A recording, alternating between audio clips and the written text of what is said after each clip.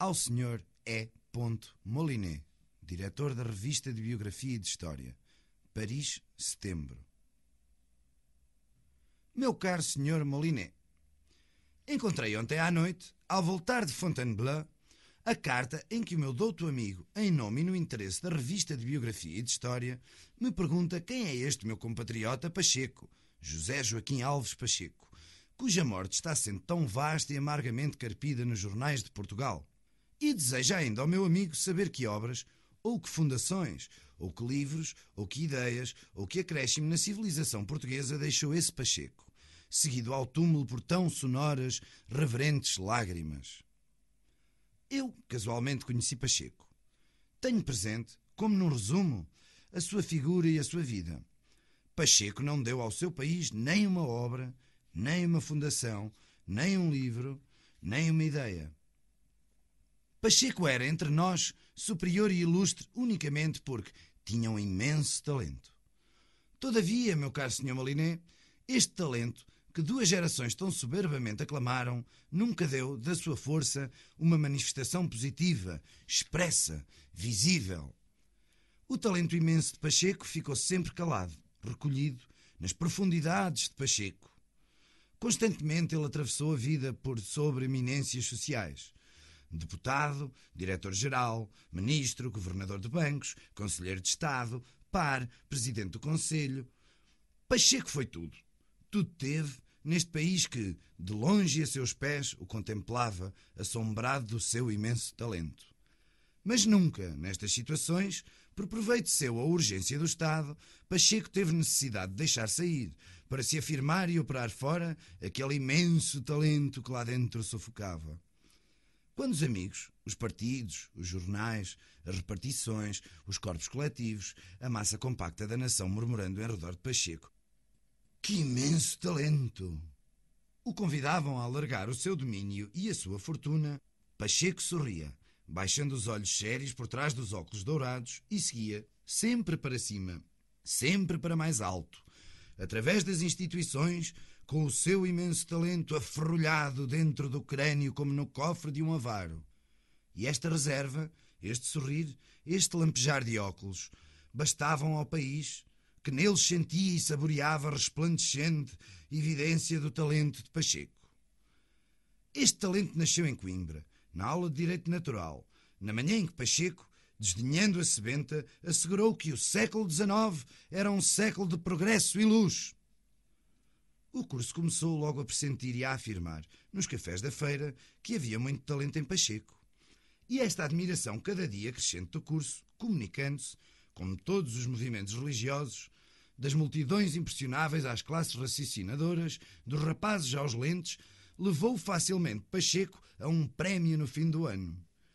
A fama desse talento alastrou então por toda a academia, que, vendo Pacheco sempre pensabundo, já de óculos, austero nos seus passos, com praxistas gordos debaixo do braço, percebia ali um grande espírito que se concentra e se retesa todo em força íntima. Esta geração académica, ao dispersar, levou pelo país, até aos mais sertanejos burgos, a notícia do imenso talento de Pacheco.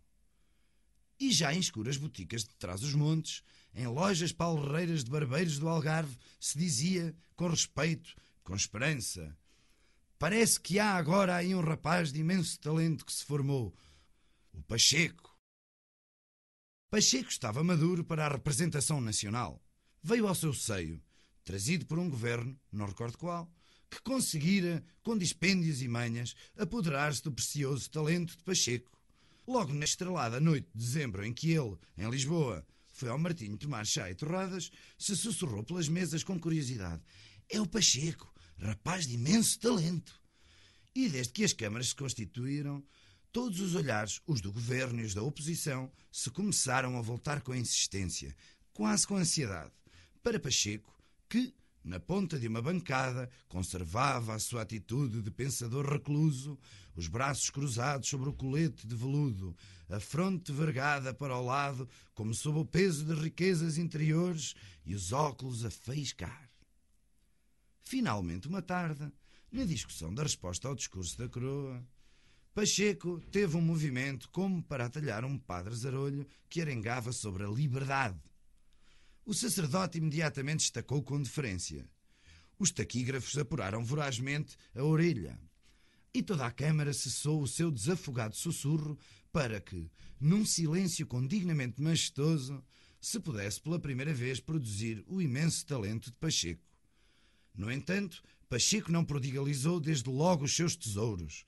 De pé, com o dedo espetado, jeito que foi sempre muito seu, Pacheco afirmou num tom que traía a segurança do pensar e do saber íntimo que ao lado da liberdade devia sempre coexistir a autoridade.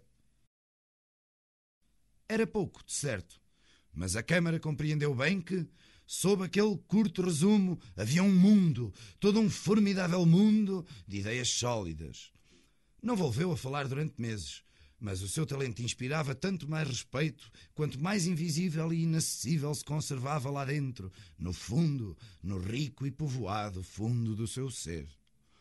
O único recurso que restou então aos devotos desse imenso talento, que já os tinha incontestáveis, foi contemplar a testa de Pacheco, como se olha para o céu pela certeza que Deus está por trás, dispondo.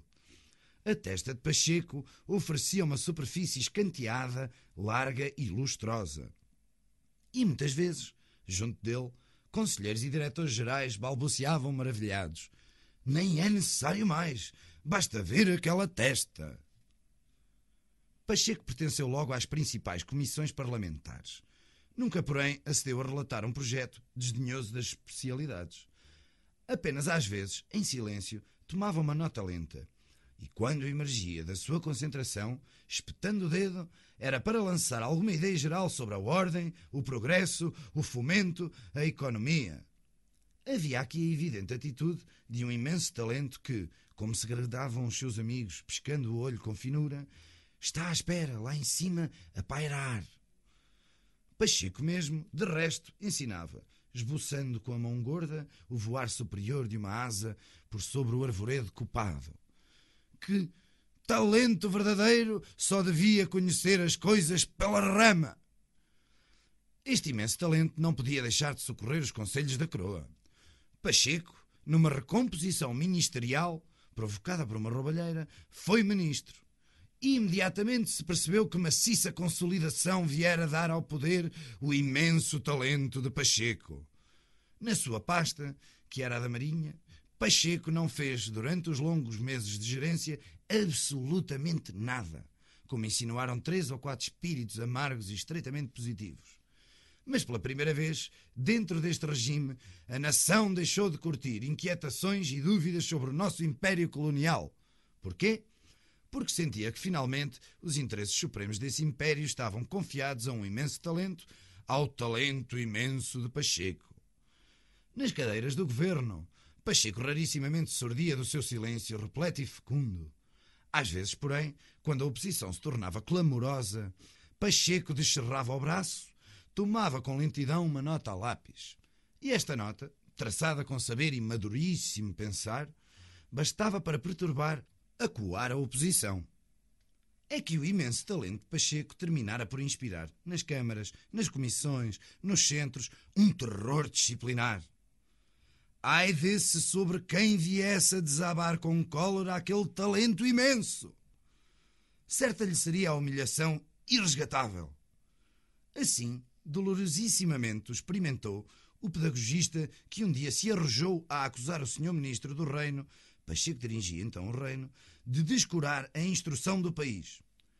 Nenhuma incriminação podia ser mais sensível àquele imenso espírito que, na sua frase lapidária e suculenta, ensinara que um povo sem o curso dos liceus é um povo incompleto. Espetando o dedo, jeito sempre tão seu, Pacheco esborrachou o homem temerário com esta coisa tremenda. Ao ilustre deputado que me censura, só tenho a dizer que, enquanto sobre questões de instrução pública Sua Excelência aí nessas bancadas faz berreiro, eu aqui nesta cadeira faço luz. Eu estava lá, nesse esplêndido momento, na galeria. E não me recordo ter jamais ouvido, numa Assembleia Humana, uma tão apaixonada e fervente rajada de aclamações. Creio que foi daí a dias que Pacheco recebeu a Grande Cruz da Ordem de Santiago. O imenso talento de Pacheco pouco a pouco se tornava um credo nacional. Vendo que inabalável apoio esse imenso talento dava às instituições que servia, todos o apeteceram. Pacheco começou a ser um diretor universal de companhias e de bancos. Cobiçado pela coroa, penetrou no Conselho de Estado. O seu partido reclamou avidamente que Pacheco fosse seu chefe, mas os outros partidos cada dia se socorriam com submissa reverência do seu imenso talento. Em Pacheco, pouco a pouco, se concentrava a nação. À maneira que ele assim envelhecia e crescia em influência e dignidades, a admiração pelo seu imenso talento chegou a tomar no país certas formas de expressão só próprias da religião e do amor. Quando ele foi presidente do Conselho, havia devotos que espalmavam a mão no peito, com unção, reviravam o branco do olho ao céu para murmurar piamente: "Que talento!" E havia amorosos que, cerrando os olhos e repenicando um beijo nas pontas apinhadas dos dedos, balbuciavam com langor: "Ai, que talento!" E para que o esconder? Outros havia a quem aquele imenso talento amargamente irritava como um excessivo e desproporcional privilégio. A esses ouvia-o bradar com furor, atirando patadas ao chão: "Irra, que é ter talento demais!" Pacheco, no entanto, já não falava. Sorria apenas. A testa cada vez se lhe tornava mais vasta. Não relembrarei a sua incomparável carreira. Basta que o meu caro Sr. Molinet percorra os nossos anais. Em todas as instituições, reformas, fundações, obras, encontrará o cunho de Pacheco. Portugal todo, moral e socialmente, está repleto de Pacheco. Foi tudo, teve tudo. De certo, o seu talento era imenso. Mas imenso se mostrou o reconhecimento da sua pátria. Pacheco e Portugal, de resto, necessitavam insubstituivelmente um do outro e ajustadissimamente se completavam. Sem Portugal, Pacheco não teria sido o que foi entre os homens, mas sem Pacheco, Portugal não seria o que é entre as nações. A sua velhice ofereceu um caráter augusto. Perdera o cabelo radicalmente. Todo ele era testa. E mais que nunca revelava o seu imenso talento, mesmo nas mínimas coisas. Muito bem me lembro da noite, sendo ele presidente do Conselho, em que, na sala da Condessa de Arrodes, alguém com fervor apeteceu conhecer o que Sua Excelência pensava de Canovas del Castillo.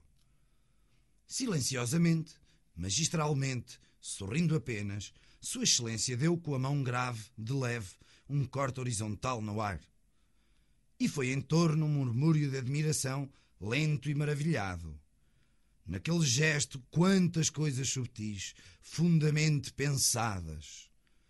Eu, por mim, depois de muito esgravatar, interpretei-o deste modo: medíocre, meia altura, o Sr. Canovas. Porque, noto, meu caro Sr. Molinet, como aquele talento, sendo tão vasto, era ao mesmo tempo tão fino. Rebentou, quer dizer, Sua Excelência morreu. Quase repentinamente, sem sofrimento, no começo deste duro inverno. Ia ser justamente criado Marquês de Pacheco. Toda a nação o chorou com infinita dor. Jaz no alto de São João, sob um mausoléu, onde, por sugestão do Sr. Conselheiro Acácio, em carta ao Diário de Notícias, foi esculpida uma figura de Portugal chorando o gênio. Meses depois da morte de Pacheco, encontrei a sua viúva em Sintra, na casa do Dr. Videira. É uma mulher, asseguram amigos meus, de excelente inteligência e bondade. Cumprindo um dever de português, lamentei, diante da ilustre e afável senhora, a perda irreparável que era a sua e a da pátria. Mas quando, comovido, aludia ao imenso talento de Pacheco, a viúva de Pacheco ergueu, num brusco espanto, os olhos que conservava baixos, e um fugidio, triste, quase arrepiado sorriso arregaçou-lhe os cantos da boca pálida. Eterno desacordo dos destinos humanos. Aquela mediana senhora nunca compreendera aquele imenso talento. Creia-me, meu caro Sr. Molinet, seu dedicado Fradique.